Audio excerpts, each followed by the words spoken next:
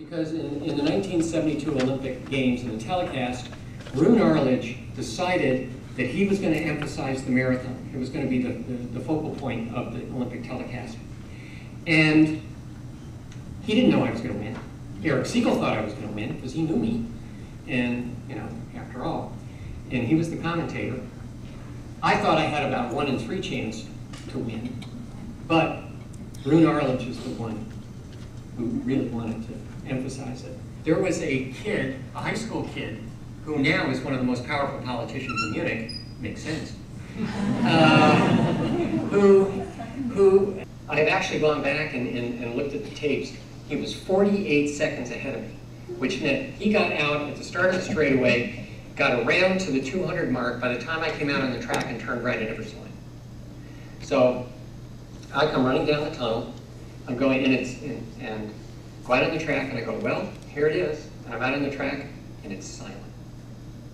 And I thought to myself, Jesus, I'm an American. Give me a break. You know, 4 years later, I'm behind the East German. Enough said.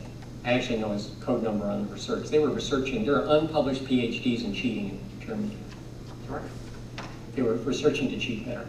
So I know the code numbers, I have all the documents between, you know, the Stasi generals, the secret police who are running the program. We have all the goods. But the eerie thing about it is, I was outside the track. I'm ready to go into the Olympic Stadium. I hear the cheer for the guy who's ahead of me, and I'm thinking to myself, I'm never going to hear this cheer. It just isn't going to happen. I get in, come around, finish the stadium. I look at the tape years later. I am 48 seconds behind at that point, 2 times. If you don't allow this to happen by the end of the Sydney Olympic Games, when this agency takes over, you know that Salt Lake City Games that's coming up, Winter Olympics? IOC will lose its tax-exempt status in the United States through the Commerce Committee. Okay? That's how you get it done. So that's how USADA was created. Because there's no other way. And if you think about it, otherwise, it would be just like professional sports are in this country. You know, what's the chance of something really being done in the near future in professional sports in this area? Not until someone has a lever of that magnitude, you know, that they can use. You know, finally I want to come around to what I really feel ongoing is more important, and that's the second wave of the running boom, which I think is absolutely wonderful. Because I think what's really happened is running and exercise has become demystified.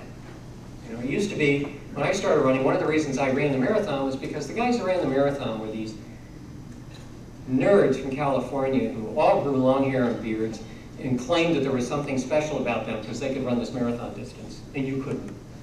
And I thought, well, I run 20 miles every weekend anyway. I mean, I'll just keep going.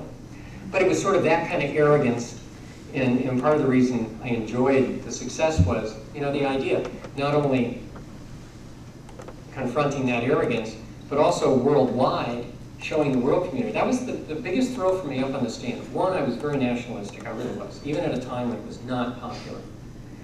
And the other was, I enjoyed the fact that I'd shown the rest of the world that Americans could endure. Like, I watch and see now people running in these events around the country, mostly for charity, and mostly women. I'm involved with events now where 60%, at least, of the participants are women. It's so great. And what it's done, it's brought in an aspect of the community. It's brought in people from the outside who even 6 months ago would never believe that they could be in a program, you know, that would be able to put them out and be able to run a marathon.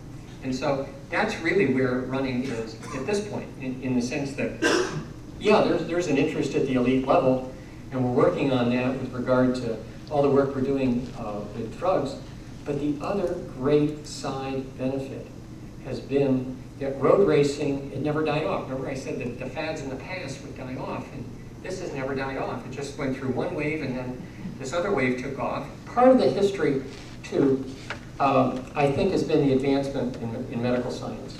Because along with that, you know, has become a change in attitude on the part of the medical community towards people who want to stay out there and active. And I'm a prime example of that. You have an injury, I've had it. Come talk to me about it, I can tell you about it. And, you know, being able to come along at a time in history where the medical science can actually deal with your problem, I never view it as a problem. I view myself as lucky that I came along at that time where they can actually do something.